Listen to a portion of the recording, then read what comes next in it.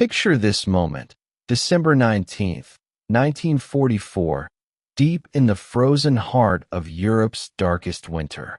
American General George S.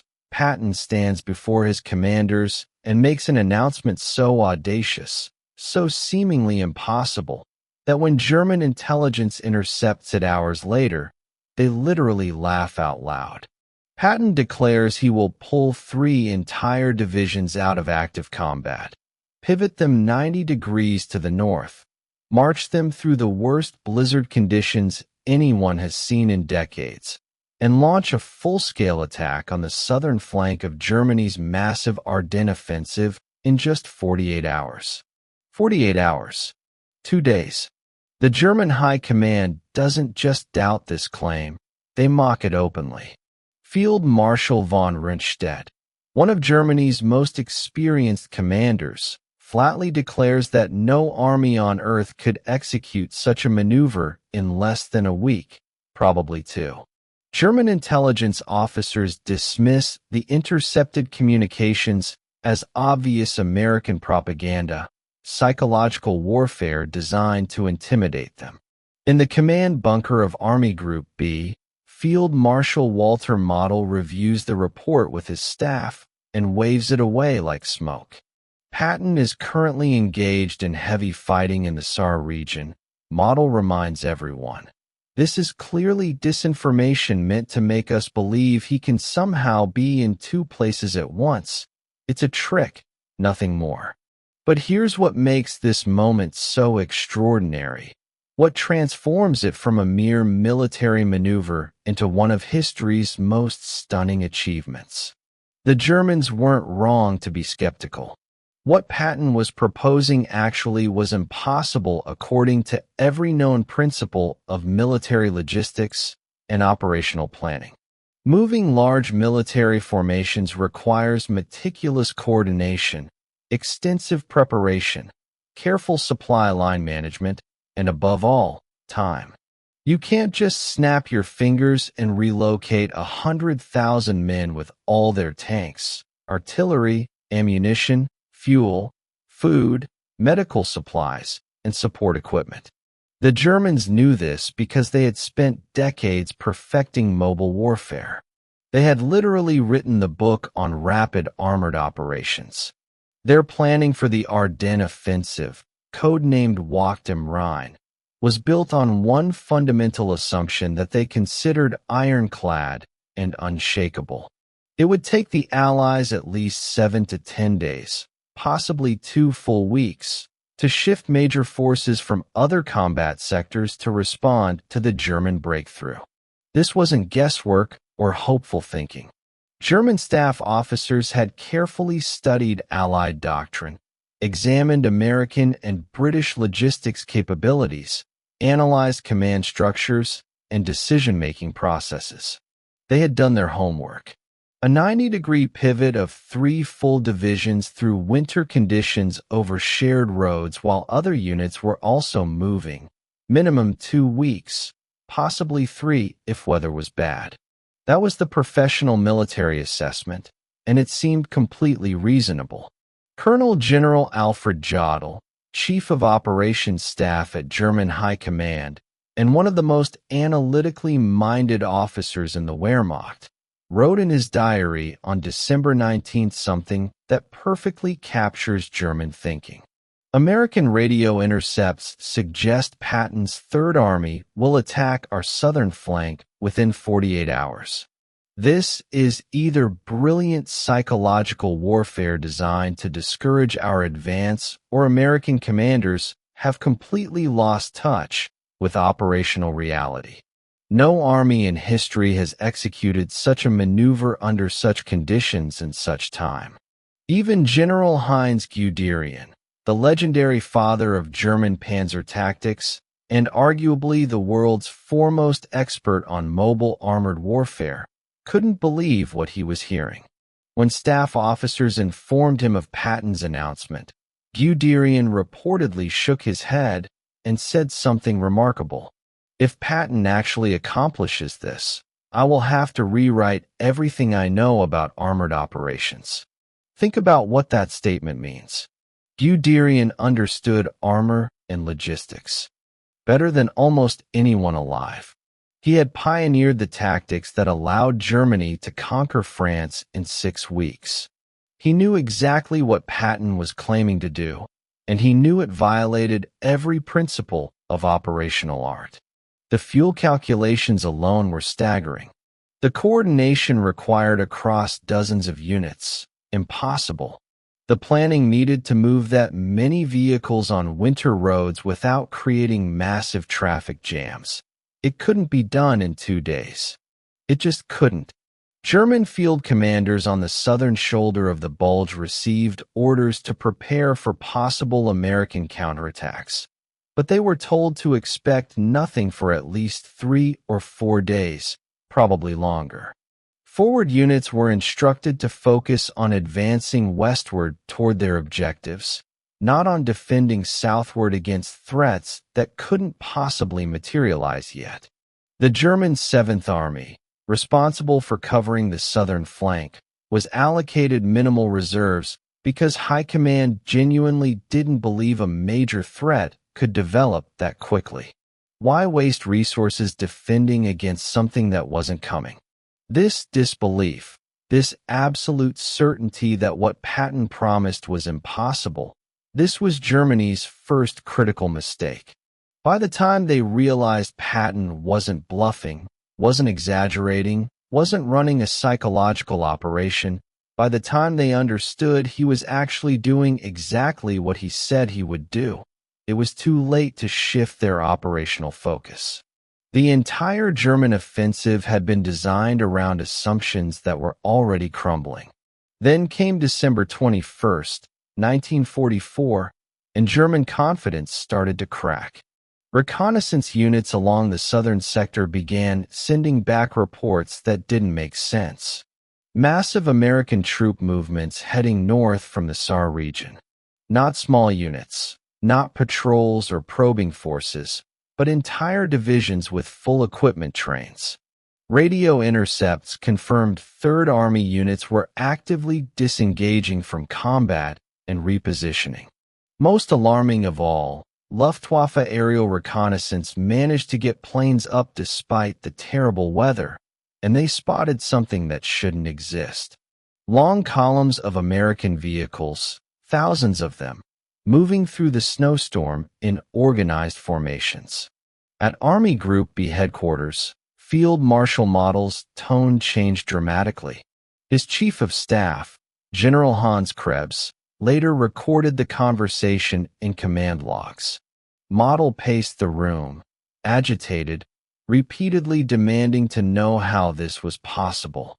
He ordered intelligence officers to explain how Patton was accomplishing in 2 days what should take 2 weeks. German logistics staff ran the calculations, checked them twice, ran them again. To move 3 full divisions with all their support elements meant relocating approximately 133,000 men, 11,000 vehicles including tanks, artillery pieces, trucks, ambulances, everything. The ammunition alone weighed thousands of tons. The fuel requirements were enormous. The food, medical supplies, spare parts, all of it had to move together through winter conditions on roads that were also being used by other Allied units for their own operations. The coordination shouldn't be achievable, not in this time frame. One German quartermaster officer wrote in his report something that perfectly captures their confusion. Either the Americans have developed supernatural powers or our understanding of logistics is fundamentally flawed. The psychological impact on German commanders was profound and immediate.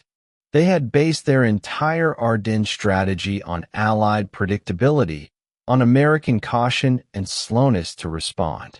That's why they thought the offensive could work. Suddenly, that fundamental assumption was collapsing in real time. If Patton could do this, what else were the Americans capable of? What other assumptions were wrong? General der Panzertruppen Otto von Manschufel, commanding the 5th Panzer Army and one of Germany's most capable armored commanders, was among the first to grasp the full implications. He sent an urgent message to Model that showed he understood the danger. If Third Army attacks our southern flank in force while we are extended westward, our spearheads will be isolated and vulnerable. We must either accelerate the advance to the Meuse River immediately or begin preparing defensive positions to face south. But accelerating was impossible.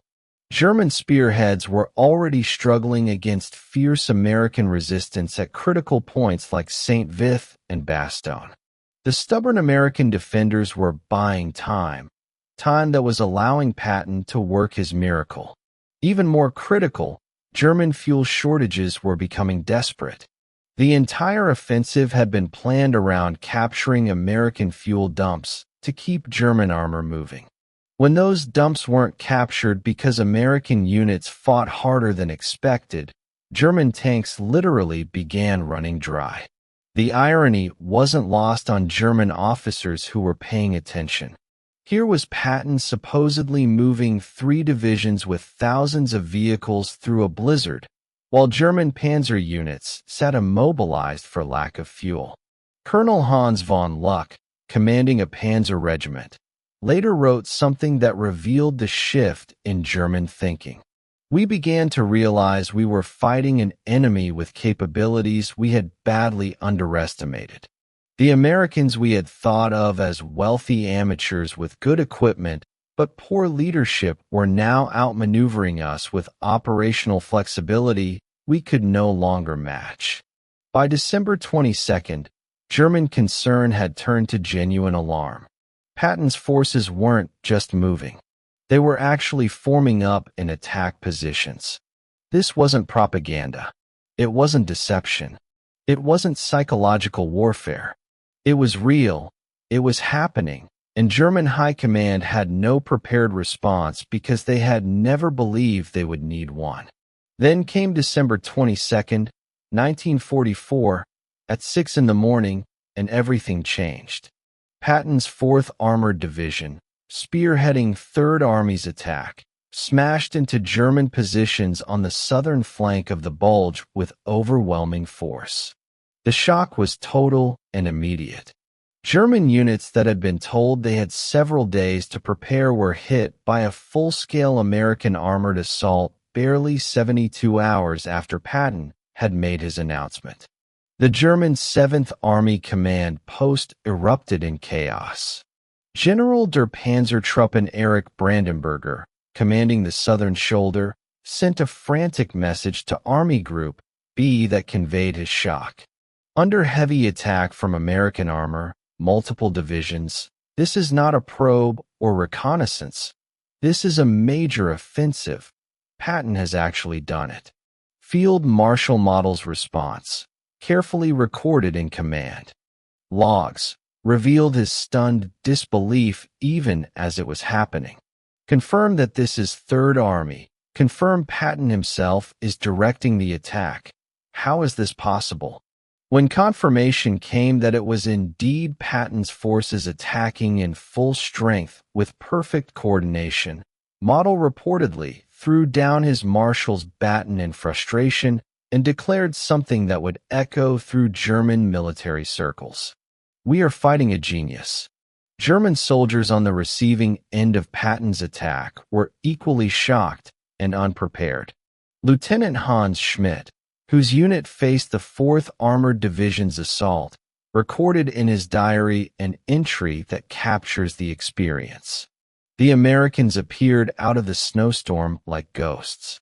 We were told they couldn't possibly arrive for days.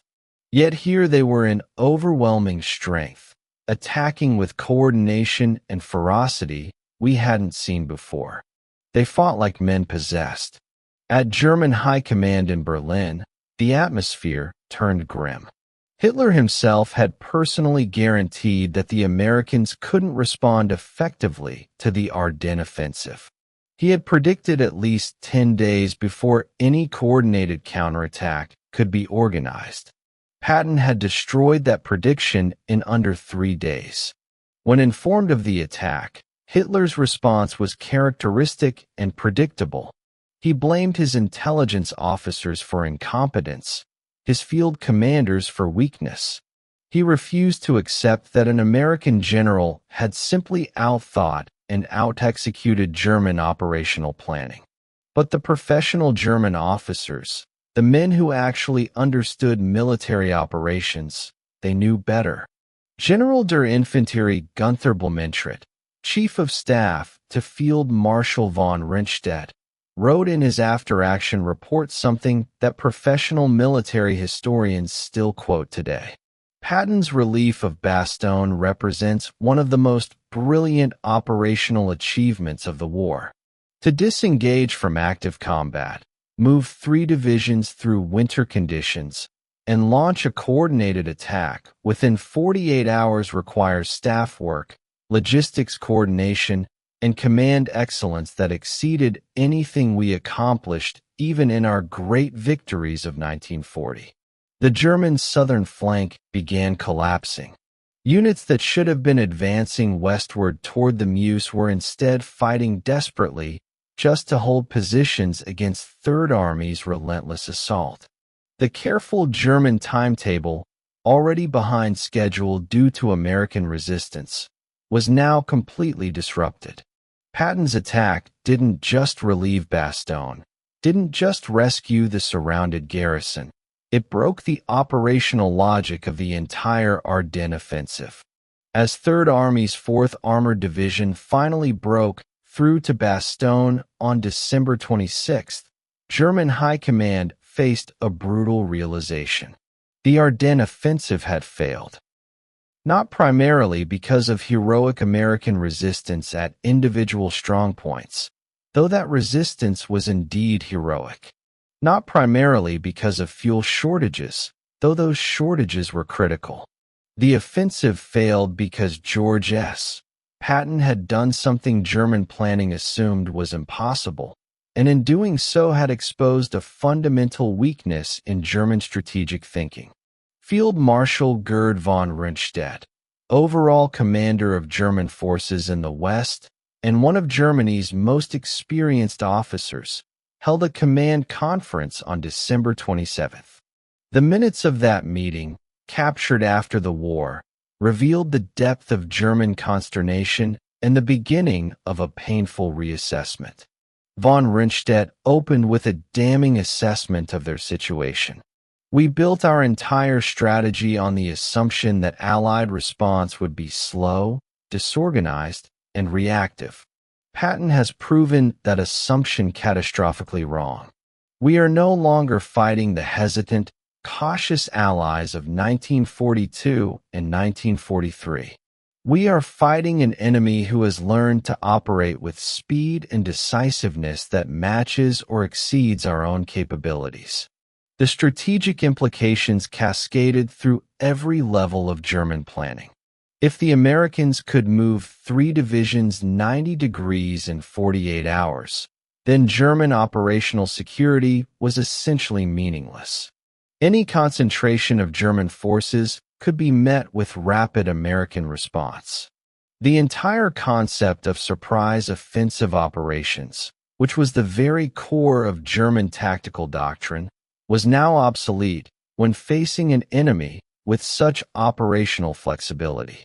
German panzer commanders were particularly shaken by this realization.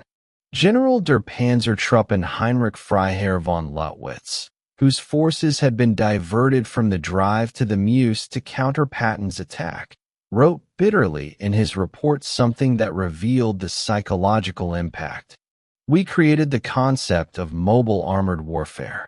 We wrote the doctrine of rapid maneuver and breakthrough exploitation. Now an American general is using our own concepts against us and executing them better than we can. This is a bitter pill to swallow. At Hitler's headquarters, the Führer's response was predictable but revealing. He insisted the offensive continue, that more resources be committed, that determination and willpower would overcome operational reality. But his generals knew better. Model, Manschufel, and von Rundstedt all privately acknowledged that continuing the offensive was pointless. Patton's relief of Bastogne had demonstrated that American forces could now respond faster than German forces could exploit breakthroughs. The fundamental equation of mobile warfare had shifted. The psychological impact extended far beyond individual commanders to affect ordinary German soldiers. They had been told repeatedly through propaganda that Americans were poorly led, poorly trained, and lacked German military excellence and fighting spirit. Patton's achievement shattered that comforting propaganda completely. German troops who had fought confidently in 1940 and 1941, who had believed in German superiority, now faced an enemy who could outthink, outmaneuver, and outfight them. The Battle of the Bulge continued for several more weeks of hard fighting. But German commanders knew from December 26th onward that they had lost. Patton's 48-hour miracle hadn't just relieved one surrounded unit, hadn't just saved one garrison. It had broken the back of Germany's last major offensive in the West and proven conclusively that American military capability had evolved beyond German expertise. After Germany's surrender in May 1945, Allied intelligence officers systematically interrogated captured German commanders. The conversations about Patton's relief of Bastogne were particularly revealing because these weren't men trying to excuse defeat or shift blame. They were professional soldiers genuinely trying to understand how they had been so completely outmaneuvered by an enemy they had underestimated. Field Marshal Wilhelm Keitel, chief of the Armed Forces High Command, was interrogated in May 1945. When specifically asked about Patton and the Bastogne operation, Keitel responded with remarkable candor. "We made the fundamental mistake of believing our own propaganda about American military incompetence.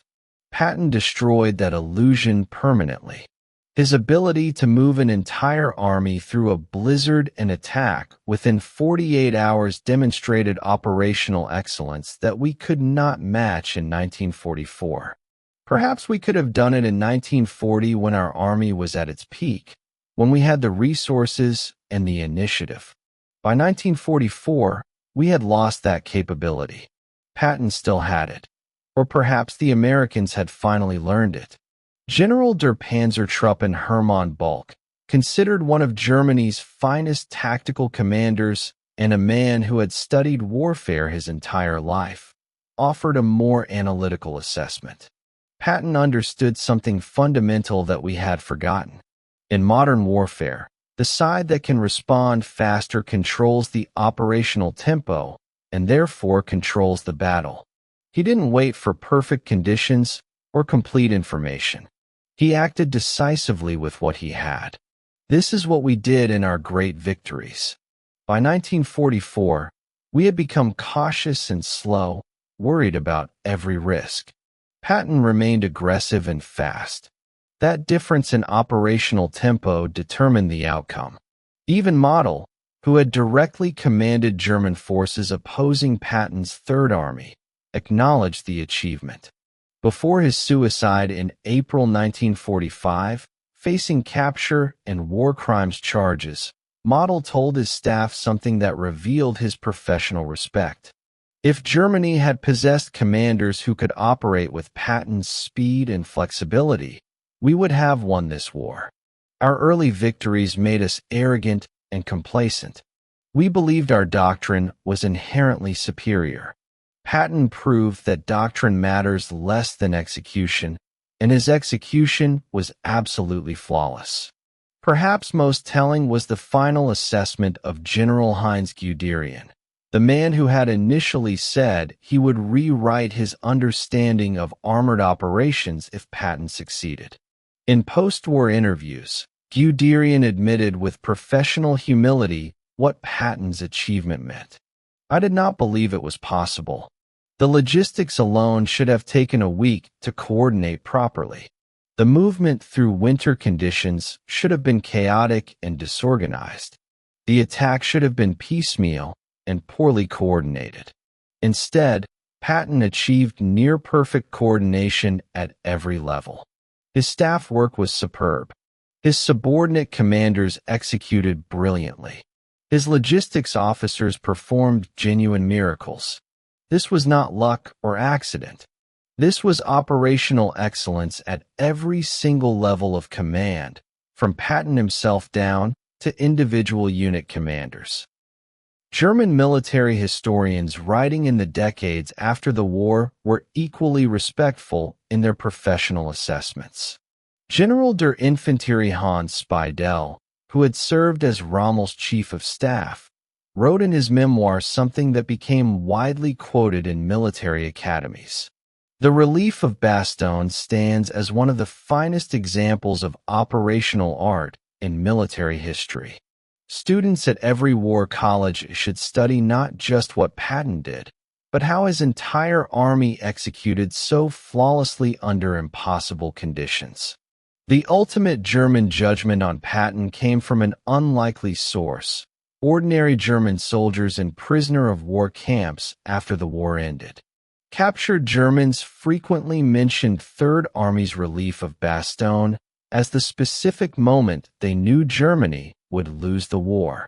One former Panzer commander, interviewed years later, said something that summarized the psychological impact. When Patton turned his entire army 90 degrees in a blizzard and attacked within 2 days, we knew we were beaten. Not just beaten in that particular battle, but beaten in the war itself. We no longer had the quality of leadership or the organizational capability to compete with such an enemy. German high command had learned too late what Patton's own soldiers already knew instinctively. Old blood and guts was far more than a theatrical general with ivory-handled revolvers and quotable profanity. He was an operational genius who could accomplish what others considered genuinely impossible. The relief of Bastogne wasn't just a military victory. It was a demonstration that American forces had evolved beyond their early war struggles, that they had learned not just to match German capabilities, but to exceed them. Patton's 48-hour miracle shattered German confidence, broke the back of their last offensive, and proved that the student had surpassed the teacher in the art of mobile warfare.